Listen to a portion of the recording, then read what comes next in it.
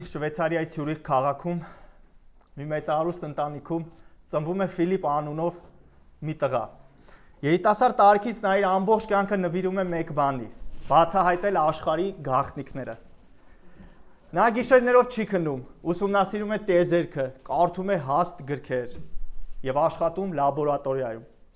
Մյուսները քնում են, իսկ նա մտածում է։ Ընկերները հանգստանում են, իսկ նա փնտրում է պատասխաններ։ Տարիներ անց նրա անունը հայտնի է դառնում եւ մարդիկ սկսում են խոսել նրա մասին, նրա հոդվածները տպագրվում են եւ նրա հայտնագործությունները կիրառվում են։ Նա հրավիրվում է միջազգային կոնֆերանսների անգամ եւ նրան լսում են լավագույն համալսարաններում։ Բայց մի օր իր տղան ասում է. «Հայրիկ, դու հասկացել ես այն, ինչ շատերը չեն հասկացել եւ բացատրել ես այն, ինչ ուրիշները չէին կարող բացատրել։ Հայրիկ, քեզ մեկ հատ հարց ունեմ։ Դու գիտես ով է Հիսուսը»։ Նա լռում է, ոչ թե որովհետև հարցը բարդ էր, այլ որովհետև նա երբեք այդ հարցը լուրջ չի տվել իր կյանքի ընթացքում։ Եվ հենց այստեղ պարզ է դառնում իր սարսափելի ճշմարտություն։ Մարդը կարող է բացահայտել աշխարհը եւ միևնույն ժամանակ չբացահայտել Հիսուսին։ Ամենամեծ հայտնագործությունը այն չէ,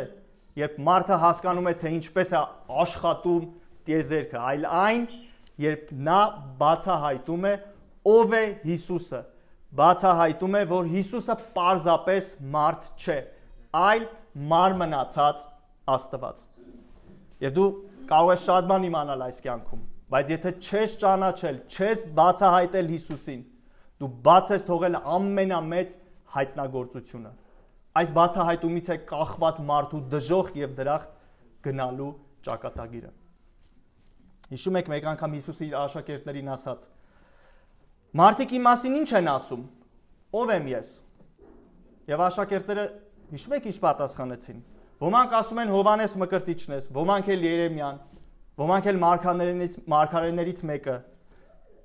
Որից հետո Հիսուսը իր աշակերտներին ասաց. «Շատ լավ, իսկ դուք ինչ եք ասում, ով եմ ես»։ Այսօր էլ այս հարցը մնում է ուժի մեջ, սիրելի եղբայրիս եւ քույրիս, եւ այն դեռ շատերի կողմից պատասխանված չէ, եւ շատերը դեռ խաղ են անում այս հարցի հետ։ Այսօր էլ շատերը Հիսուսին ընդունում են որպես մարգարե, բարի մարդ, հրաշագործ, բայց քչերն են Պետրոս առաքյալի պես խոստովանում. «Դու Քրիստոսն ես, կենթանի Աստծո որդին»։ Այս հարցը աշխարհի ամենակարևոր հարցն է։ Բայց այլևս հարցը այն չէ, թե դու գիտես կամ լսել ես այս հարցը, այլ այն, թե ով է Հիսուսը քեզ համար։ Արդյոք Հիսուսը Աստված է։ Արդյոք Հիսուսը Հոր հետ հավասար է։ Արդյոք Հիսուսը ունի նույն բնավորությունը, նույն էությունը, հատկությունները, գերիշխանությունը, ինչ Հայր Աստված։ Եվ ինչպես արդեն ասացի, այս հարցի պատասխանից է կախված մարդու դժոխք եւ դրախտ գնալը։ Հետաբար եկեք միասին ընթերցենք Մատթեոսի ավետարան 14-րդ գլխի 22-ից 33 համարները։ Մատթեոսի ավետարան 14-րդ գլուխ 22-ից 33 համարները։ Ընթերցենք միասին։ Եվ Հիսուսն անմիջապես ստիպեց իր աշակերտներին, որ նավը մտնեն եւ իրենից առաջ անցնեն մյուս կողմը, մինչև ինքը ժողովրդին արձակի։ Եվ երբ ժողովրդին արձակեց, լեռը բարձրացավ առանձին աղոթելու։ Եվ երբ իրիկուն եղավ, նա այնտեղ միայնակ էր։ Իսկ նավն արդեն ծովի կենտրոնում ալեկոծության մեջ էր, որովհետև քամին հակառակ կողմից էր։ Եվ գիշերվա 4-րդ պահին Հիսուսը դեպի նրանց գնաց, քայլելով ծովի վրայով։ Եվ երբ աշակերտները տեսան նրան ծովի վրա քայլելիս, տագնապի մատնվեցին, ասելով. «Սա մի ուրվական է», եւ վախից աղաղակեցին։ Իսկ Հիսուսը անմիջապես խոսեց նրանց հետ ու ասաց. «Քաջ եղեք, ես եմ, մի վախեցեք»։ Պետրոսը պատասխան տվեց նրան ու ասաց. «Տեր, եթե դու ես,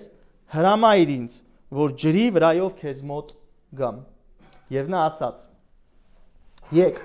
եւ Պետրոսը նավից իջնելով ջրի վրայով գնաց դեպի Հիսուսը, բայց ուժգին քամին տեսնելով վախեցավ։ Եվ երբ սկսեց սուզվել, աղաղակեց, ասելով. «Տեր, փրկիր ինձ»։ Եվ Հիսուսը անմիջապես ձեռքը մեկնելով բռնեց նրան ու ասաց. «Թերահավատ, ինչու երկմտեցիր»։ Եվ երբ նավը մտան, քամին հանդարտվեց։ Այն ժամանակ նրանք, որ նավի մեջ էին, եկան եւ երկրպագեցին նրան, ասելով. «Իսկապես դու Աստծո որդին ես»։ Ամեն։ Մեր կարդացած հատվածի գլխավոր միտքը հետևյալն է. Հիսուս Քրիստոսի աստվածային գերիշխանությունը ապացուցում է նրա աստվածային բնությունը։ Հիսուս Քրիստոսի աստվածային գերիշխանությունը ապացուցում է նրա աստվածային բնությունը։ Եվ երկրորդ տարբերակն էլ ունեմ ձեզ համար պատրաստած, հետևյալն է. Հիսուս Քրիստոսի աստվածային գերիշխանությունը արժանի է հավատի եւ երկրպագության։ Հիսուս Քրիստոսի աստվածային գերիշխանությունը արժանի է հավատի եւ երկրպագության։ Երբ մենք տեսնում ենք, որ Հիսուսը իշխանություն ունի մարդկանց, քամու, ծովի եւ նույնիսկ իրավիճակների վրա, հասկանում ենք, որ նա պարզապես մարգարե կամ ուսուցիչ չէ։ Նա անում է այն, ինչ միայն Աստված կարող է անել։ Փոթորկի մեջ քայլելը, քամին կանգնեցնելը եւ աշակերտների վախը փոխել հավատի, սա ցույց է տալիս, որ նրա իշխանությունը աստվածային է։ Այսինքն Հիսուսի գործերը ապացուցում են նրա էությունը։ Նա ոչ միայն Աստծուց ուղարկված է, այլ Աստված է մարմնացած։ Եվ հենց դրա համար աշակերտները վերջում ասում են. «Դու ճշմարիտ Աստծո որդին ես»։ Եվ այս հատվածում Մատթեոսը ցույց է տալիս Հիսուսի աստվածային բնության 4 ապացույց։ Եվ այն հարցը, որ այս քարոզի ընթացքում պետք է բարձրաձայնենք եւ պատասխանենք, հետեւյալն է. որոնք են Հիսուսի աստվածային բնության ապացույցները։ Որոնք են Հիսուսի աստվածային բնության ապացույցները։ Հիսուսի աստվածային բնության առաջին ապացույցը տեսնում ենք 22-ից 23 համարներում։ Ունի աստվածային իշխանություն։ Հիսուսը ունի աստվածային իշխանություն։ Բայց հարց է առաջանում, ինչպես է դրսևորվում այդ իշխանությունը։ Հիսուսը դրսևորում է իշխանություն մարդկանց վրա, հրամայելով աշակերտներին, հրամայելով բազմությանը եւ գործելով հոր հետ միասնության մեջ։ Նախ նայենք աշակերտներին։ Նայեք 22-րդ համարի առաջին մասին։ Մատթեոսը գրում է, որ Հիսուսը իսկույն, որոշ թարգմանությունների մեջ գրված է անմիջապես, ստիպեց իր աշակերտներին նավակ մտնել եւ անցնել մյուս կողմը։ Եկեք այստեղ կանգ առնենք մի պահ։ Մատթեոսը ասում է ստիպեց։ Սա սովորական բառ չէ։ Սա պարզապես ասեց կամ խնդրեց չէ։ Այս հունարեն անանքազո բայը նշանակում է հարկադրեց, պնդեց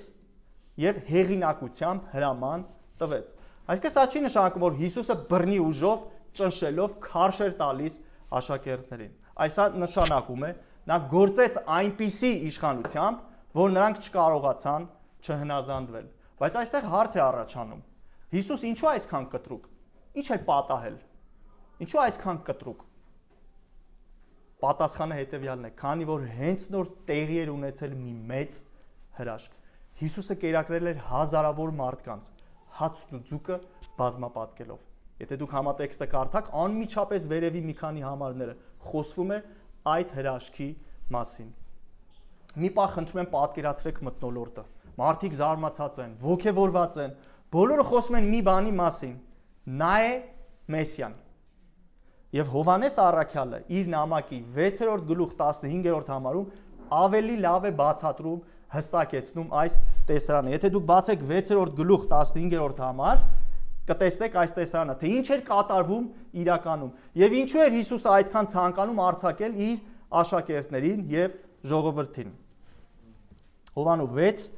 6:15։ Երբ մարդիկ տեսան այս հրաշքը, որ Հիսուսը գործեց, ասացին.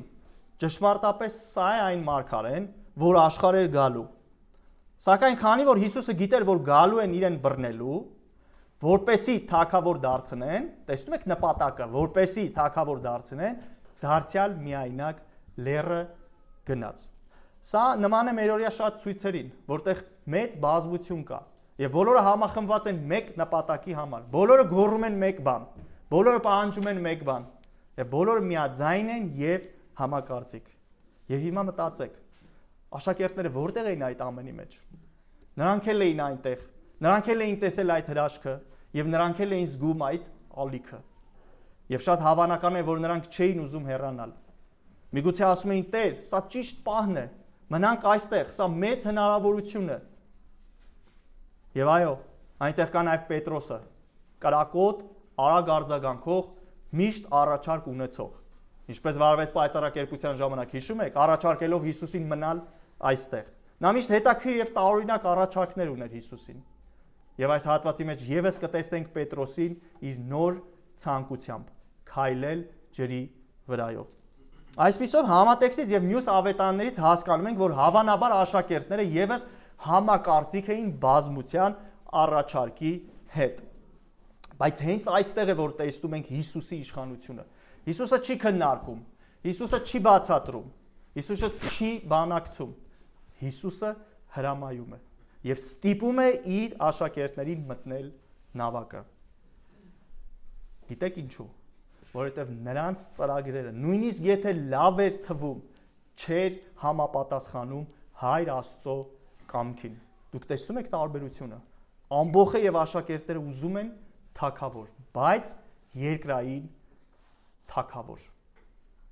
Աշակերտները գուցե համաձայն էին այդ մտքի հետ։ Գուցե նրանք մտածում էին, վերջապես մեր նպատակին հասանք, վերջապես հարմար ժամանակ, հարմար առիթ։ Բայց ոչ, Հիսուսը իր աստվածային իշխանությամբ ստիպում է իր աշակերտներին նստել նավակը եւ անցնել լճի մյուս կողմը։ Ինչու՞։ Որովհետեւ Հիսուսը ուներ այլ ծրագիր։ Հիսուսը գիտեր, որ եւ նրանց, եւ բազմության դրդապատճառները հոգեվոր չէին, այլ շահադիտական։ Եվ որ նրանց ծրագրերը չէր համապատասխանում Հայր Աստծո կամքին։ Եթե աշակերտները մնային այդ ամբոխի մեջ, նրանք հավանաբար կընկնեին այդ ամբոխի ազդեցության տակ, որովհետև դեռ լիովին չէին հասկանում Հիսուսի ծրագրերը եւ նպատակները։ Նրանք անգամ լավ չէին հասկացել Հիսուսի հարությունից հետո։ Հիշում եք Գործք առաքելոց առաջի գլուխ 6-րդ համարում ինչ է գրում Ղուկասը։ Աշակերտները մոտեցան Հիսուսին եւ ինչ հարցրեցին։ Տեր, ասա, խնդրում ենք, այս ժամանակ է Իսրայելի թագավորությունը վերահաստատելու։ Դուք տեսնում եք, դեռ աշակերտները մտածում էին Հիսուսի երկրային թագավոր լինելու մասին եւ մտածում էին հարությունից հետո։ Եվ այդ պատճառով Հիսուսը իր աստվածային իշխանությամբ, իր աստվածային զորությամբ եւ կարողությամբ կառավարում է նրանց սրտերն ու գործողությունները։ Եվ հենց իր աստվածային իշխանությամբ աշակերտներին ուղարկում է նավակ։ Իսկ աշակերտներն էլ իրենց հերթին ցույց են տալիս հնազանդություն իրենց առաջնորդին։ Նրանք չվարվեցին այնպես, ինչպես Հովնանը։ Ինձ նկատի չունեմ, թեև ես էլ շատ հաճախ անհնազանդություն եմ դրսևորում։ Թե ինչպես է Հիսուսը կտրում նրանց հոսքից։ Տեսնում եք։ Ինչ եք կարծում։ Հարց։ Հիսուսը դիտավորյալ էր ուղարկում աշակերտներին փոթորիկի մեջ։ Նա գիտեր, որ փոթորիկի մեջ ընկնելու էին աշակերտները չարչարանքների մեջ։ Նա գիտեր, որ ամբողջ գիշեր նրանք տառապելու են։ Այո, պատասխանը ճիշտ է, այո, Հիսուսը գիտեր։ Գիտեք ինչու։ Որովհետև ավելի անվտանգ էին փոթորկալից ծովում, քան ցամաքում, որտեղ կային հազարավոր մարդիկ, ովքեր Աստծո կամքին հակառակ էին մտածում եւ շարժվում։ Եվ այստեղ մի կարևոր ճշմարտություն կա։ Մենք հաճախ մտածում ենք Հիսուսին հնազանդվելը պետք է մեզ հեռու պահի փորձություններից, դժվարություններից եւ փոթորիկներից։ Սակայն այստեղ այս հատվածում հակառակն է։ Երբեմն մեր հնազանդությունը Հիսուսին մեզ տանում է լճի խորքերը, որտեղ կան գազազած ալիքներ,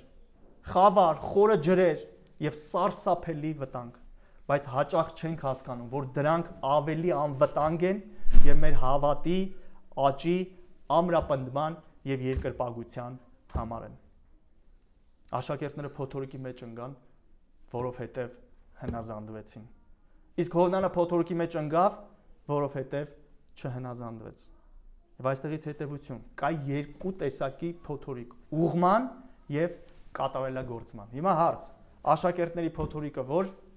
տեսակին էր համապատասխանում։ Կատարելագործման, այո, աշակերտների փոթորիկը կատարելագործման համար էր։ Հարց. երբ Տերը քեզ հրամայում է եւ ինձ անցնել լճի մյուս կողմը, հրամայում է նստել նավակ եւ առաջ շարժվել, դու հնազանդվում ես։ Երբ Հիսուսը ստիպում է քեզ գնալ միտեղ, որտեղ դու չես ուզում գնալ, դու վստահում ես նրա իշխանությանը։ Հիսուսին հնազանդվելը, կատարել նրա կամքը, ցանկությունը, հրահանգները, հրամանը, անգամ երբ չես հասկանում,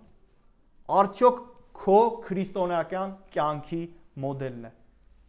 Իմ եւ քո հնազանդությունը հարց կիսատ է, թե լիարժեք։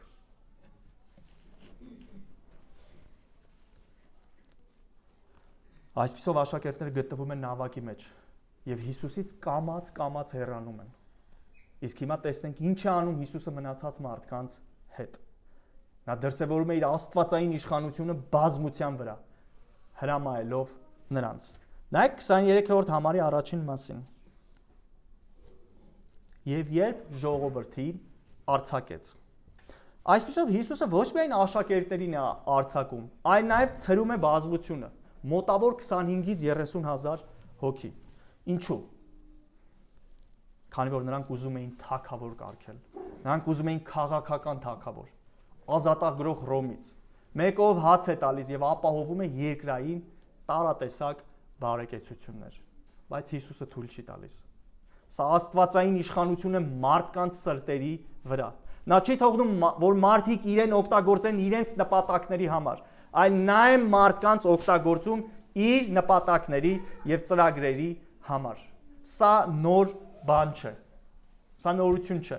5 կտականում մենք տեսնում ենք, որ Տերը կառավարում է մարդկանց մտքերը, ծրագրերը, նույնիսկ թագավորի սրտերը։ Ելից 9-րդ գլուխ 12-րդ համար։ Տերը կարծրացրեց Փարավոնի սիրտը եւ նա չլսեց նրանց, ինչպես որ Տերն ասել էր Մովսեսին։ Առակաց 16-րդ գլուխ 9 համար։ Մարդու միտքն է խորում նրա ճանապարհը, բայց նրա քայլերը Տերն է ուղղորդում։ Առակաց 19-21 Մարդու գլխում շատ մտադրություններ կան, բայց Տիրոջ խորհուրդը պիտի հաստատվի։ Եվ Առակաց 21-1 Թագավորի սիրտը Տիրոջ ձեռքին ջրի վտակների նման է, որ կողմն էլ ուզենա կդարձնի։ Տեսնում եք, թե ինչպես է մարդու սիրտը գտնվում Աստծո վերահսկողության տակ։ Ավելին, գերագույն տիրակալը ղեկավարում է նույնիսկ ամենաազդեցիկ մարդու գործողությունները, ուղղորդելով դրանք իր նպատակները, ինչպես ջրանցքն է ղեկավարում ջրի հոսքը։ Հիշեք, սիրելի եղբայրներ եւ քույրեր, երկնքում ամեն բան խաղաղ է եւ հանգիստ։ Անկախ նրանից, թե ինչ է կատարվում երկրի վրա եւ ինչ է ծրագրվում։ Այնտեղ իրար անցում խառնաշփոթ չկա երկնքում։ Միայն մեկն է գերիշխում, Տերը։ Եվ այդ Տերը հայտնված է Հիսուս Քրիստոսի մեջ, ում ծրագրերը հասնում են լրումին եւ նպատակին։ Դուք տեսնում եք 5 կտակարանում Տերն էր, որ ղեկավարում էր մարդկանց սրտերը։ Եվ հիմա ինչ է անում Մատթեոսը։ Մատթեոսը ցույց է տալիս, որ Հիսուսը անում է նույն բանը։ Նա ստիպում է աշակերտներին, նա ցրում է բազմությանը, նա կառավարում է իրավիճակը եւ նա չի թողնում, որ մարդիկ իր ծրագրերը փոխեն։ Սա պատահականություն չէ։ Սա հայտնություն է։ Սա գերիշխանության դրսևորում է։ Սա բախտի բերում չէ։ Սա Տիրոջ կամքն է։ Սա Աստծո ծրագիրն է։ Նա իր ծրագրերի հեղինակն ու կատարողը։ Ասեմ ավելին, Հիսուսի աստվածային իշխանության դրսևորումը միայն նոր կտակարանում չէ, այլ այն գործում էր 5 կտակարանում։ Պարզապես այն նոր կտակարանում ավելի տեսանելի դարձավ։ Եթե հիշում եք Ծննդոց 11-րդ գլուխը, այնտեղ գրված է Բաբելոնի աշտարակի պատմությունը։ Խնդրում եմ բացեք Ծննդոց 11-րդ գլուխ։ Ժամանակ խնայելու համար մինչև 9 համարները չկարդամ, պարզապես ձեզ ասեմ, որ 1-ից 4 համարներում մենք տեսնում ենք այստեղ մարդկային չար ծրագրեր։ Եվ տեսեք այս չար ծրագրերը մարդիկ ինչ նպատակ ունեին։ 4 համարը նայենք միասին։ Եվ ասացին, եկեք մեզ համար մի քաղաք շինենք եւ մի աշտարակ, որի գագաթը միջև երկինք հասնի, եւ մեզ համար համբավ վաստակենք։ Այսինքն Այսպես ասած, նրանք ուզում էին իրենց համար անուն հանել։ Եվ երկրորդը, որպեսզի ամբողջ երկրով մեկ չցրվենք։ Ունեին երկու նպատակ՝ իրենց համար անուն հանել, չցրվել երկրով մեկ։ Սա ցույց է տալի բացահայտ ապստամբություն Աստծո ծրագրերի դեմ, որովհետև սրանից առաջ Աստված համատեքստում արդեն ասել էր՝ աճեք, բազմացեք եւ ցրվեք երկրով մեկ, լցրեք երկիրը։ Բայց մենք այստեղ 1-ից 4 համարներում տեսնում ենք, որ մարդիկ դիտավորյալ ապստամբում են Աստծո կամքի դեմ։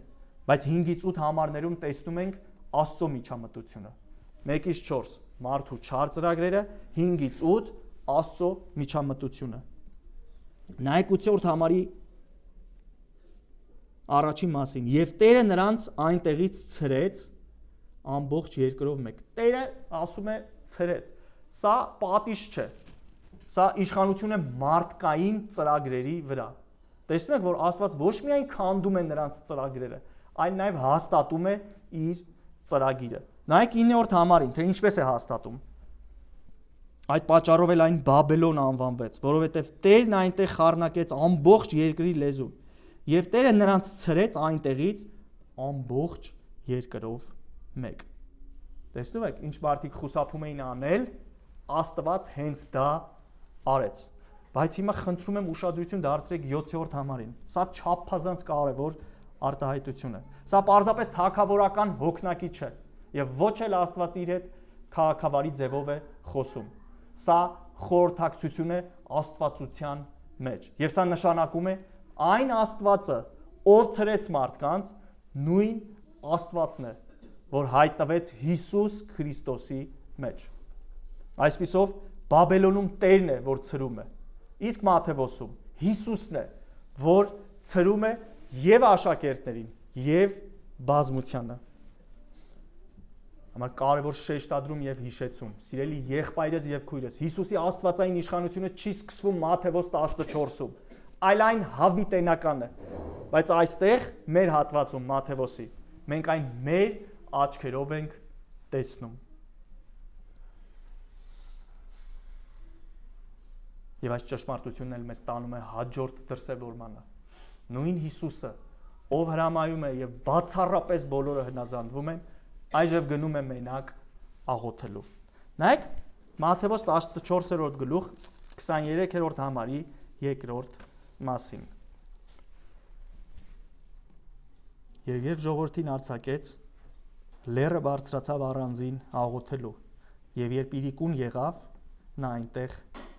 միայնակ էր։ Ահա Հիսուսը, ով ունի աստվածային բնություն եւ իշխանություն, բայց նա ապրում է աղոթքի մեջ։ Նա աղոթում է։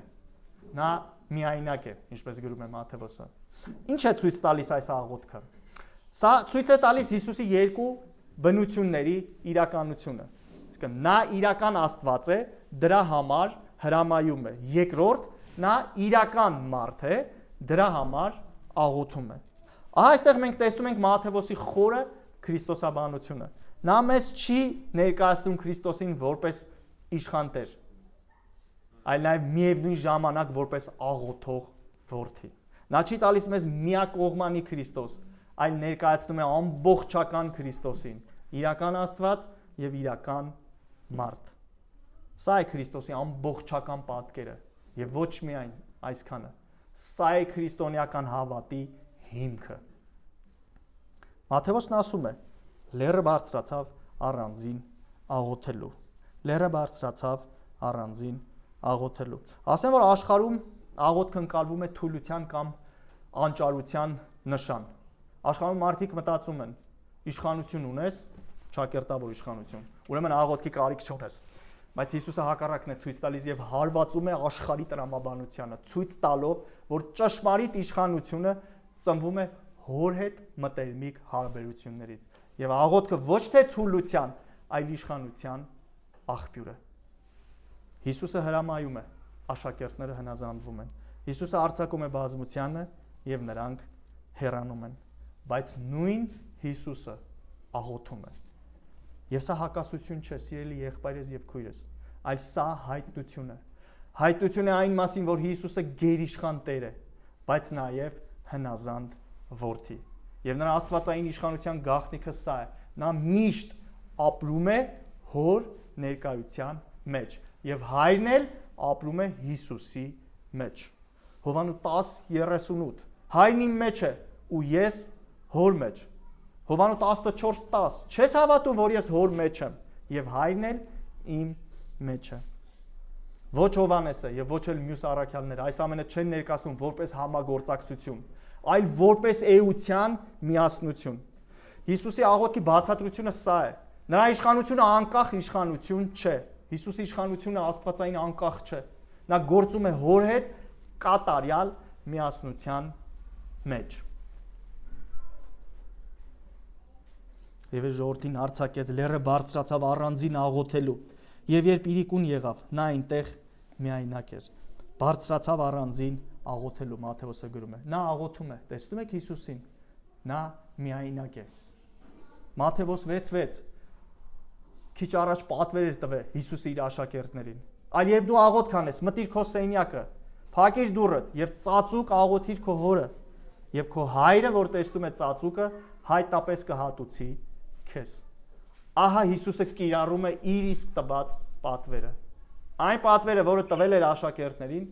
այժմ ինքն է ապրում։ Այստեղ նա առանձնացավ, այստեղ նա փակեց դուռը աշխարհից եւ այստեղ նա աղոթեց ոչ թե մի քանի րոպե, այլ ժամեր։ Նայեք 22-րդ համարի վերջին խոսքերին։ Մատթեոսը հատուկ է շեշտում։ Նա այնտեղ մենակ էր մինչև երեկո։ Նա այնտեղ միայնակ էր։ Սա պատահական նշում չէ, սիրելի եղբայրս եւ քույրս։ Սա բացահայտում է Հիսուսի կյանքի գաղտնիքը։ Հարց. օրվա ընթացքում քանի ժամ ես անցկացնում ծնկներիդ վրա։ Օրվա ընթացքում քանի ժամ ես անցկացնում ծնկներիդ վրա։ Քանի ժամ։ Ոչ թե զբաղված, այլ առանձնացած Հիսուսի նման։ Քանի ժամ դուռը փակած։ Այսօր շատ քրիստոնյաներ աղոթք իրենց կյանքի օրակարգից հանել են այնպես, ինչպես նիհարել ցանկացող մարդիկ քաղցրն են հանում իրենց սննդակարգից։ Եվ ոչ միայն դա, խոսքը երկար աղոթքի մասին նույնպես անհարմար է դարձել։ Ասում ես հավատացյալին քո խնդիրը գիտես, պետք է աղոթքով բերենք հոր առաջ։ Պատասխանը հաճախ սա է. լավ, բայց ուրիշ ինչ տարբերակ կա, ինչ կառաջարկես ուրիշ։ Համար լավ հիշեք, սիրելի հավատացյալներ, աղոթքը երբեք չի հնանում, աղոթքը երբեք չի կորցնում իր ուժը, աղոթքը երբեք չի կորցնում իր արդիականությունը, որովհետև աղոթքը տեխնիկա չէ, աղոթքը հաղորդակցություն է կենդանի Աստծո հետ։ Եվ քանի որ Աստված չի փոխվել, ապա աղոթքի ուժը նույնպես չի փոխվել։ Եվ ինչպես կասեր Հակոբոսը, արդարի աղոթքը զորավոր է։ Այո, խնդիրը աղոթքի մեջ չէ։ Խնդիրը նրանում է, սիրելի եղբայրս եւ քույրս, որ մենք դադարել ենք ապրել այն կյանքը, որի կենտրոնում աղոթքն է։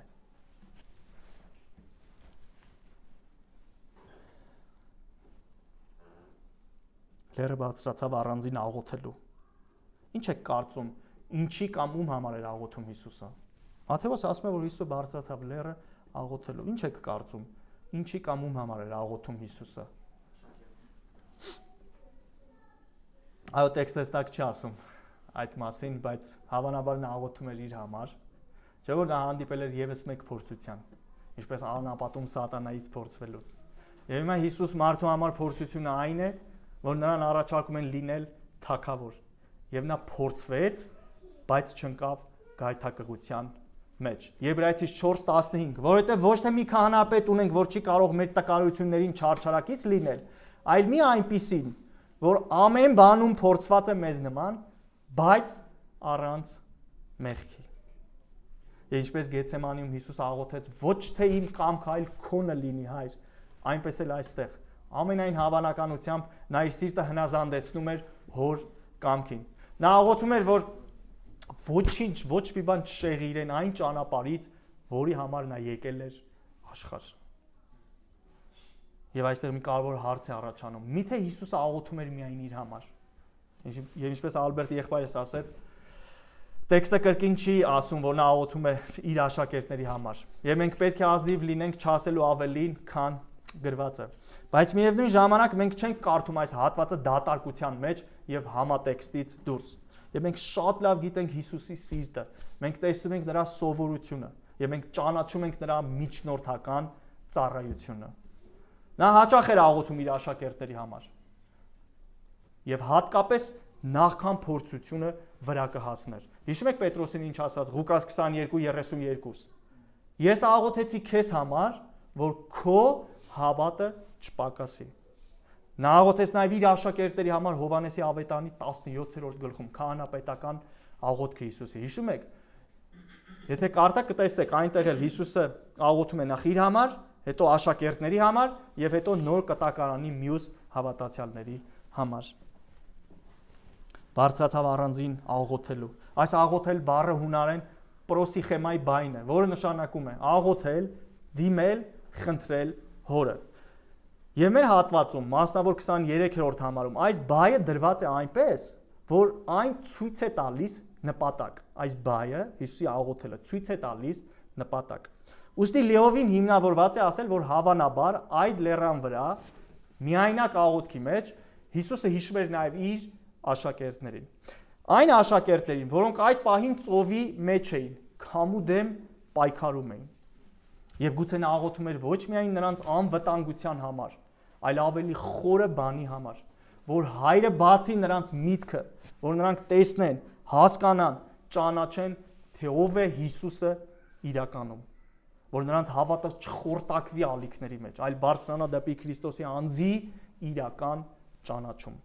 Եվ հավանաբար այս աղոթն էր, որ պետք է աշակերտներին մղեր խոստովանության եւ երկրպագության, որը մեր հատվածի վերջում է։ Եվ ասեմ ավելին, հատվածի նպատակն է։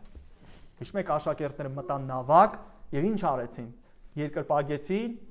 եւ խոստովանեցին։ Իրապես դու Աստծո որդին ես։ Հարց. դու գիտես, որ երբ անցնում ես կյանքի փոթորիկների միջով, Հիսուսը քեզ համար աղոթում է։ Նա քեզ համար Հորը բարեխոսում է։ Նա կանգնած է Հոր առջև ոչ թե որպես հերվից դիտորդ, այլ որպես փրկիչ եւ միջնորդ։ Դու գիտես, որ երբ կյանքի ալիքները վրա են հասնում քեզ խեղդելու, ճնշելու, Հիսուսը լուրջ է։ Նա կենդանի է, նա գործող է, նա բարեխոսում է քեզ համար։ Նա է տիեզերքում միակը, սիրելի եղբայրես եւ քույրես, ով ամենաառաջինն է անցնում քեզ պաշտպանելու, քեզ օգնելու։ Նա քեզ համար չի դադարում կանգնել Հոր առաջ։ Եվ եթե այսօր քո հավատը կանգուն է ոչ թե նրա համար, որ դու ուժեղ ես, իմաստուն, ճարպիկ, այլ որովհետև Հիսուսն է միջնորդում քեզ համար։ Եվ եթե Հիսուս, ով ունի աստվածային ամբողջ իշխանությունը, ժամանակ էր հատկացնում աղոթքին, ապա մենք, ես եւ դուք, որ այդ իշխանությունը չունենք, որքան առավել պետք է ապրենք աղոթքով։ Եթե Աստծո որդին ապրում էր կախվածության մեջ Հորից, ապա մենք ինչպես կարող ենք ապրել առանց աղոթքի։ Եվ այստեղ մի ազնիվ հարց յուրաքանչյուրիս համար, սիրելի եղբայրես եւ քույրես, ինչու ենք մենք քիչ աղոթում։ Ինչու աղոթքը մեր կյանքի կենտրոնում չէ։ Ինչու երբեմն ավելի հեշտ է գործել, քան կանգնել Աստծո առաջ։ Ինչու։ Սիրելի եղբայր եւ քույր, խնդիրը ժամանակի մեջ չէ, խնդիրը սիրո մեջ է։ Ասեմ ինչ նկատի ունեմ։ Եվ մենք ժամանակ ենք գտնում այն բանի համար, ինչը շատ ենք սիրում։ Այդպես է, չէ՞։ Համաձայն եք։ Եթե մենք քիչ ենք աղոթում, դա նշանակում է, որ քիչ ենք զգում մեր կարիքը Աստծուց։ Բայց Հիսուսը, ով անփոփոխ էր եւ կատարյալ, մշտապես ապրում էր այդ կախվածության մեջ։ Ուրեմն հարցը սա չէ, պետք է արդյոք աղոթել, այլ հարցը սա է. կուզես արդյոք ապրել այն կյանքը, որը ապրում էր Հիսուսը։ Կուզես ճանաչել Հորը այնպես, ինչպես Հիսուսն էր ճանաչում։ Եթե այո, ապա ճանապարհը նույնն է՝ աղոթք։ Եվ վերջապես Հիսուսը ժամանակ չգտավ աղոթելու։ Հիսուսը ժամանակ առանձնացրեց։ Այսպիսով 22 եւ 23-րդ համարներում տեսանք Հիսուսի աստվածային բնության առաջին ապացույցը։ Հիսուս ունի աստվածային իշխանություն։ Նա վերահսկում է մարդկանց եւ նրանց սրտերը։ Սակայն սա ամենը չէ։ Հաջորդի Մատթեոսը ցույց է տալիս Հիսուսի աստվածային բնության երկրորդ ապացույցը, որն էլ տեսնում ենք 24 եւ 25 համարներում։ Ունի աստվածային գիտելիք։ Հիսուսը ունի աստվածային գիտելիք։ Եվ այստեղ էլ հարց է առաջանում. ինչպես է դրսևորվում այդ ամենագիտությունը։ Նա դրսևորում է ամենագիտություն մարդկանց վիճակի մասին։ Նա գիտի, տեսնում է աշակերտների վիճակը, չարչարանքները։ Նա հստակ գիտի նրանց տեղն ու ժամանակը։ Իսկ նա արդեն ծովի կենտրոնում ալեկոծության մեջ էր, որովհետև քամին հակառակ կողմից էր։ Եվ գիշերվա 4-րդ պահին Հիսուսը դեպի նրանց գնաց, քայլելով ծովի վրայով։ Մատթեոս 24-րդ համարում նայեք, նշում է 3 հստակ պատկեր։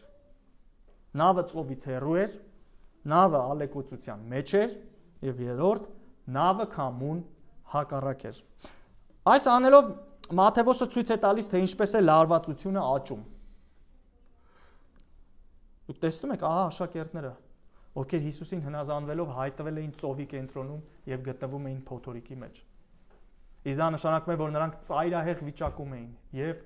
հուսահատության մեջ։ Եվ այս ամենին գումարվել էր նաեւ խավար գիշեր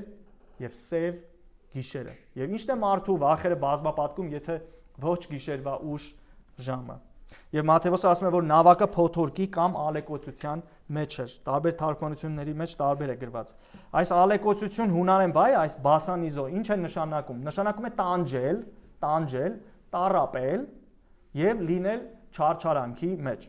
Այսինքն դուք տեսնում եք, որ նավը պարզապես չէր շարժվում եւ ոչ էլ իր բնականon ընթացքով էր գնում ընդառաջ, այլ նավը տանջվում էր ալիքների մեջ։ Խնդրում եմ մի պահ պատկերացրեք աշակերտների ներքին վիճակը։ Պատկերացրեք նրանց ներքին վիճակը։ Նրանք մահվան շեմին են։ Նրանք պայքարում են իրենց կյանքերի համար։ Նրանք պայքարում են վայրակ քամիների եւ կատաղի ալիքների դեմ։ Նրանք միգուցե հիասթափված են իրենց վարդապետի որոշումից։ Միգուցե հարցեր են տալիս. ինչու եկանք այստեղ։ Ինչու թողեցինք ցամաքը։ Ինչու վարդապետը մեզ ուղարկեց այս ճանապարհով։ Այո, նրանք չէին հասկանում, թե ինչու էին հայտնվել նման իրավիճակում, բայց շատ շուտով իրենց հիասթափությունը կվերածվի երկրպագության եւ պաշտամունքի։ Աշակերտները գուցե մտածում էին, որ մենակ են, բայց նրանք մենակ չէին։ Քանի որ լեռան վրա ժամերով աղոթող Հիսուսը տեսնում էր այն, գիտեր կատարվելիք ամեն մանրամասնություն, ինչ դրանք անցնում էին լճի մեջտեղում։ Այո, Հիսուսը հեռու էր ֆիզիկապես, բայց ոչ հեռու գիտելիքով։ Հիսուսը ֆիզիկապես հեռու էր, այո, բայց գիտելիքով ոչ։ Նա հստակ գիտեր նրանց վիճակը եւ նա տեսնում էր այդ ամենը։ Եվ այստեղ մեզ օգնության է գալիս Մարկոսը։ Մարկոս 6-րդ գլուխ 48-րդ համար։ Եվ տեսավ, որ թիավ արելիս նրանք նայեք չարչարվում էին, որովհետև քամին նրանց հակառակ էր փչում։ Գիշերվա 4 ժամին Հիսուսը լճի վրա քայլելով նրանց մոտ եկավ եւ ուզում էր նրանցից առաջ անցնել։ Հարց. Դու գիտես, որ Հիսուսը 24 ժամ տեսնում է քեզ։ Տեսնում է քո ամեն շարժը։ Նա տեսնում է, նա գիտի քո պայքարները, քո վախերը, քո կասկածները, քո անկումները։ Արդյոք սա ինձ եւ քեզ մխիթարում է։ Սաղմոս 139 7-12։ Սաղմոս 139 7-12։ Ուր գնամ քո հոգուց եւ քո ներկայությունից ուր փախչեմ։ Եթե վեր ելնեմ երկինք, դու այնտեղ ես։ Եթե պարկեմ դժոխքի մեջ, ահա դու այնտեղ ես։ Եթե արշալույսի թևերն առնեմ եւ բնակվեմ ծովի վերջին ծայրերին, այնտեղ էլ քո ձեռքն է առաջնորդելու ինձ եւ քո աչքն է բռնելու ինձ։ Եթե ասեմ, թող խավարն ինձ ծածկի, այն ժամանակ գիշերն էլ լույս կդառնա իմ շուրջը։ Մութն էլ խավար չէ քեզ համար։ Գիշերն էլ լույս է ցերեկի պես։ Խավարն էլ լույսի պես է քեզ համար։ Առակաց 15:3 Տիրոջ աչքերն ամեն տեղ են, հսկում են չարերին եւ բարիներին։ Տեսնում եք, Հիսուսը տեսավ աշակերտներին եւ եկավ։ Ահա իրական հովիվը, ով տեսնում է, որ իր աշակերտները անցնում են մահվան շուքի ձորով եւ ինչ է անում, չի մնում հեռվում։ Նա շարժվում է դեպի նրանց։ Եբրայեցիս 4:13 նրա առաջ անտեսանելի արարած չկա, այլ ամեն բան հստակ է եւ ակնհայտ։ Նրան ենք հաշվետու։ Սաղմոս 139:2 եւ 3 համարները։ Դու գիտես իմ նստելն ու վերկենալը։ Հերվից իմանում ես իմ մտածումները։ Քննում ես իմ գնալն ու պարկելը եւ գիտես իմ բոլոր ճանապարհները։ Սա է մեր Տերը, սիրելի եղբայրս եւ քույրս։ Նա պարզապես չի նայում։ Նա պարզապես տեղեկություն չի հավաքում, նա լիովին գիտի։ Այո, հենց այդպես։ Հիսուսը չի սովորում, ինչ է կատարվում։ Հիսուսը գիտի։ Նա չի բացահայտում նոր տեղեկություն, նա արդեն տեղյակ է ամեն ինչից։ Նա է ամեն գիտության եւ ամեն ճշմարտության աղբյուրը։ Հիմա հարց. դու գիտես, որ Հիսուսը ոչ միայն գիտի ընդհանուր բաներ, այլ 100% ճշգրտությամբ գիտի քո տեղը, քո ժամանակը, քո վիճակը, երբ դու անցնում ես փոթորիկների միջով։ Նա հեռու չէ, նա տեսնում է, նա գիտի, նա վերահսկում է։ Եվ վերջապես սիրելի եղբայրս եւ քույրս, Հիսուսի ամենագիտությունը պարզապես ունակություն չէ։ Սա աստվածային հատկանիշ է։ Եվ եթե Հիսուսը ունի այն, ինչ պատկանում է Աստծուն, ապա նա պարզապես միայն մարդ չէ։ Նա Աստված է։ Այո, Հիսուսը Աստված է։ Եվ Աստված մեզ որքան կյանք տա այս եկեղեցում մենք պիտի քարոզենք Հիսուսի աստվածությունը միջև մեր մահանալը։ Հիշում եք Նաթանայելի դեպքը, Հովանու առաջի գլուխ 47-48 համարները։ Խնդրում եմ բացեք Հովանու առաջի գլուխ 47-48 համարները։ Հիսուսը տեսավ Նաթանայելին իր մոտ գալիս եւ նրա մասին ասաց. ահա մի ճշմարիտ իսրայելացի, որի մեջ նենգություն չկա։ Խնդրում եմ Հիսուսի խոսքերին ուշադիր եղեք։ Նաթանայելն ասաց նրան. որտեղից ես դու ինձ ճանաչում։ Զարմացած Նաթանայելը հարց տա. որտեղից ես դու ինձ ճանաչում։ Հիսուսը պատասխանեց եւ ասաց նրան. Փիլիպոսը դեռ քեզ չկանչած, երբ թզենու տակ էիր, հավանաբար հանգստանում էր, ես չգիտեմ։ Ես քեզ տեսա։ Հովհաննես առաքյալը եւս արձանագրում է, տեսնում եք Հիսուսի աստվածային բնության դրսևորումը, ամենագիտությունը։ Բայց Հիսուսը ոչ միայն տեսնում է Նաթանայելին, այլ բացահայտում է նրա ներքին վիճակը։ Խնդրում եմ նայեք ինչ է ասում։ Որի մեջ նենգություն չկա։ Ինչ եք կարծում, սա ինչ է։ Սա արդեն սրտի ճանաչում է։ Սա ցույց է տալիս, որ Հիսուսը ունի մուտք յուրաքանչյուր մարդու սիրտ։ Աշխարհում տիեզերքում չկա որևէ մեկը, որ Հիսուսը մուտք չունենա այդ մարդու սիրտ։ Տեսնում եք Նաթանայելին ինչ է ասում։ Որի մեջ նենգություն չկա։ Դեռ չի եկել Նաթանայելը մոտ Քրիստոսին։ Այո, սա արդեն սրտի ճանաչում է։ Եվ նայեք, թե երբ է Նաթանայելը խոստովանում Հիսուսի Աստծո որդի լինելը։ Նաթանայելը պատասխանեց եւ ասաց նրան. Ռաբի, դու ես Աստծո որդին, դու ես Իսրայելի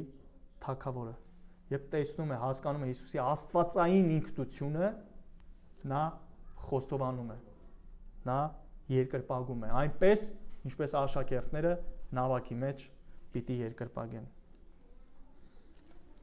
Հաջորդ էջի վրա, Հովանու երկրորդ գլուխ 23-ից 25 համարները։ Եվ երբ նա Երուսաղում էր Զատկի տոնի օրը, շատերը հավատացին նրա անվանը, երբ տեսան նրա կատարած հրաշքները։ Բայց Հիսուսն ինքը իր անձը չէր վստահում նրանց, որովհետև ինքն ամեն մարդու գիտեր։ Խնդրում եմ շատ ուշադիր Հովանեսի ձևակերպումներին նայեք, թե ինչեր է գրում նա։ Եվ կարիք չուներ, որ որևէ մեկը վկայեր մարդու մասին, որովհետև ինքը գիտեր, թե ինչ կա մարդու ներսում։ Հովանեսը ասում է, որ Հիսուսը բոլորին ճանաչում էր։ Համաձայն եք, տեսնում եք համարները։ Գիտեր, թե ինչ կա մարդու մեջ։ Տեսնում եք, որ սա արտաքին դիտարկում չէ, արտաքին զննում չէ, այլ սա սրտի լիարժեք ճանաչում է։ Ավելի մեծ ու բարձր ապացույց, քան սա, ես չգիտեմ, կա թե ոչ, որ Հիսուսը ունի ամենագիտության իշխանություն, որն էլ ապացուցում է նրա Աստված լինելը։ Որտեղ Հովանեսը ասում է, որ Հիսուսը գիտի մարդու սիրտը։ Այսինքն Հիսուսը քննում է մարդու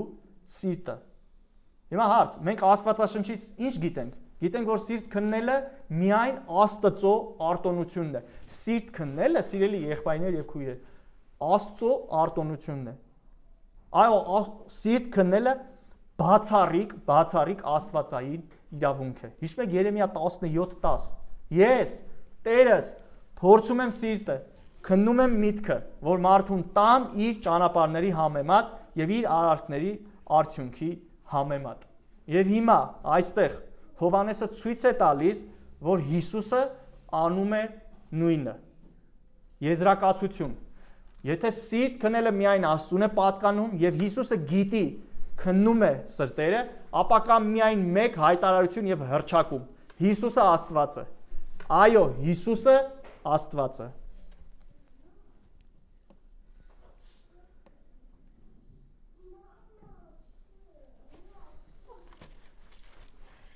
Մատթեոսը ասում է գիշերվա 4 պահին 25-րդ համար։ Եվ գիշերվա 4 պահին Հիսուսը դեպի նրանց գնաց, քայլելով ծովի վրայով։ 25-րդ համարում Մատթեոսը ցույց է տալիս Հիսուսի կողմից երկու գործողություն։ Նայեք, առաջին ասում է գնաց դեպի նրանց, կամ որոշ թարգմանություններում գրված էր նրանց մոտ գնաց։ Սա շատ կարևոր է։ Սա չի նշանակում, որ նա պարզապես շարժվեց ինչ-որ ուղղությամբ, անհասկանալի։ Այն նա հստակ գիտեր նրանց տեղը։ Հիսուսը չգնաց փնտրելու, չգնաց հույսով, որ գուցե գտնի,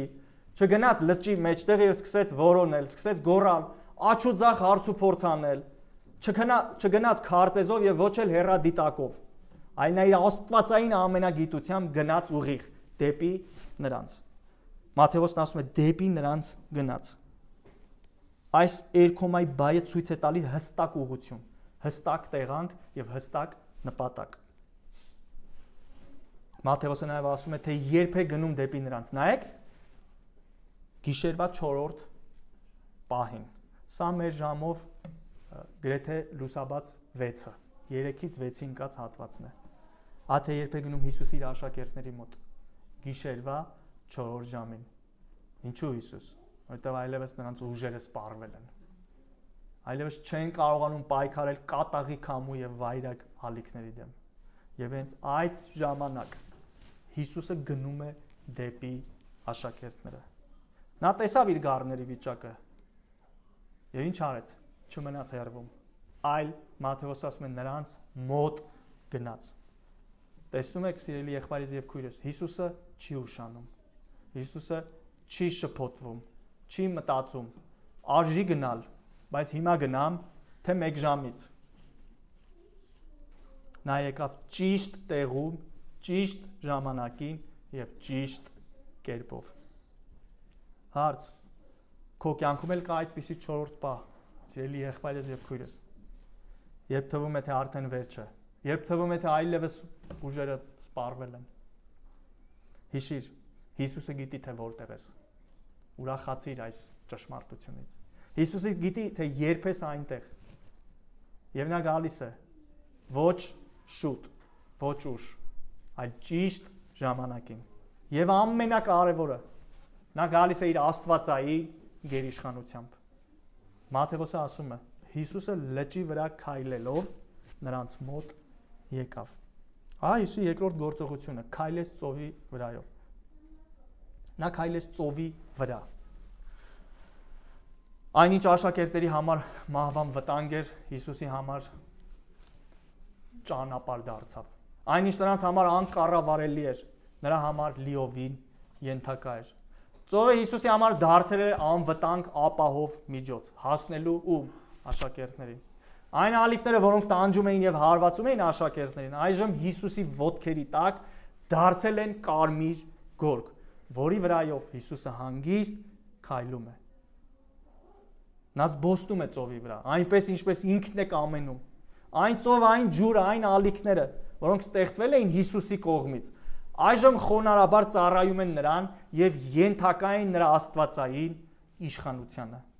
Այն ալիքները, որոնք իշխում էին աշակերտների վրա, նրանք այլևս չեն իշխում, այլ խոնարհվել են եւ ենթարկվում են։ Կողոսացիս 1:16, որովհետև նրանով ստեղծվեց ամեն բան, ինչ երկնքում է ու երկրի վրա։ Այնինչ երևում է եւ չի երևում, թե գահերը, թե տերությունները, թե պետությունները, թե իշխանությունները, ամեն ինչ նրա միջոցով, խնդրում եմ ուշադիր, ու նրա համար ստեղծվեցին։ Հիսուսի մասին է խոսքը։ Ահա Հիսուսը միական, անզուգական, աննման, աննկարագրելին, ով ունի աստվածային իշխանություն եւ գիտելիք, ով իշխում է մարդկանց վրա եւ իրականացնում է իր ծրագրերը։ Այժմ ծովին ու ծովի ալիքներին է օգտագործում իր ծրագրերի եւ նպատակների համար։ Ամեն ինչ եւ ամեն բան ենթարկվում են Հիսուսին եւ նրա համար են ստեղծված։ Տեսնում եք, ծովի ալիքները չեն դիմադրում Հիսուսին, ինչ են անում։ Ծառայում են Հիսուսին։ Այո, այդպիսին է մեր Հիսուսը։ Դուք տեսնում եք, որ Հիսուսը ոչ միայն վերահսկում է իրավիճակը, այլ նա օգտագործում է հենց այդ իրավիճակը իր նպատակների համար։ Որտեղ այս փոթորիկը տարված չէ նրանց կործանելու համար աշակերտների, այլ նրանց բերելու այնտեղ, որտեղ նրանք կտեսնեն, թե ով է Հիսուս Քրիստոսը իրականում։ Եվ հենց այդ նավակի մեջ խաղաղ ալիքների ներքո, որոնք ծառայում են Հիսուսին, տիեզերքի միակ ճշմարիտ Աստծուն, աշակերտները եւս պիտի խոնարհվեն եւ երկրպագեն նրան։ Հարց, ինչից ես վախենում այսօր։ Այն բանից, որի վրա քայլում է Հիսուսը։ Ինչն է քեզ խեղդում։ Այն, որի վրայով Հիսուսը գալիս է։ Հիշիր այն, ինչ քեզ համար քաոս է։ Անակույր հայերեն քաոս ոնց կլինի։ Քաոս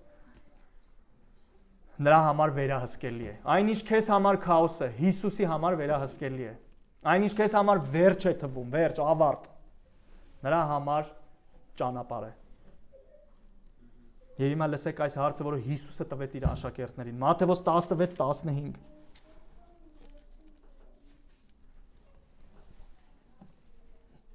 Նրանց ասաց. «Իսկ դուք ինչ եք ասում իմ մասին։ Ով եմ ես»։ Այսօր այս հարցը եւս հնչում է Հիսուսի կողմից եւ շատերը դեռ չեն պատասխանել։ Շատերն էլ սխալ են պատասխանել, բայց այս հարցի պատասխանից է կախված մարդու հավիտենությունը, լինել դժոխքում եւ դրախտում։ Եթե դու դեռ չես ընդունել Հիսուսին որպես միակ ճշմարիտ Աստված, միակ փրկության աղբյուր, միակ ճանապարհ դեպի Հայրը, միակ ճշմարտություն, միակ հույս, մխիթարություն, ապա հենց այսօր այս պահին ընդունիր Հիսուսին քո կյանքի Տեր եւ Փրկիչ։ Ընդունիր միակ ճշմարիտ Աստված եւ աշակերտների պես դու էլ ծնկներիդ վրա խոնարհվիր եւ տուր նրան այն երկրպագությունը, որին նա արժանի է։ Իսկ եթե դու արդեն ճանաչում ես Հիսուսին, շարունակիր արմատնել գցել նրա անձի խորը ճանաչման մեջ։ Ապրիր նրա իշխանության տակ եւ սպասիր նրա վերադարձին։ Հիսուսը գալիս է։ Ինչպես աշակերտների մոտ եկավ եւ նրանց ազատեց փոթորիկից, այդպես էլ գալիս է մեզ տանելու երկինք։ Եվ ինչպես աշակերտները նավակի մեջ երկրպագեցին Հիսուսին, այդ նույն աշակերտների հետ, բայց ոչ նավակում, այլ երկնքում կերկրպագենք տիեզերքի միակ ու ճշմարիտ Աստծուն, մեր Տեր ու Փրկիչ Հիսուս Քրիստոսին։ Նրան, ով Տեր է քամիների, ալիքների եւ մեր կյանքերի, որին փառք հավիտյանս հավիտենից ամեն։ Մի քանի կիրառություն, մի քանի դասեր ըստ մեր հատվածի։ Հեռու մնացեք սխալ ազդեցություններից։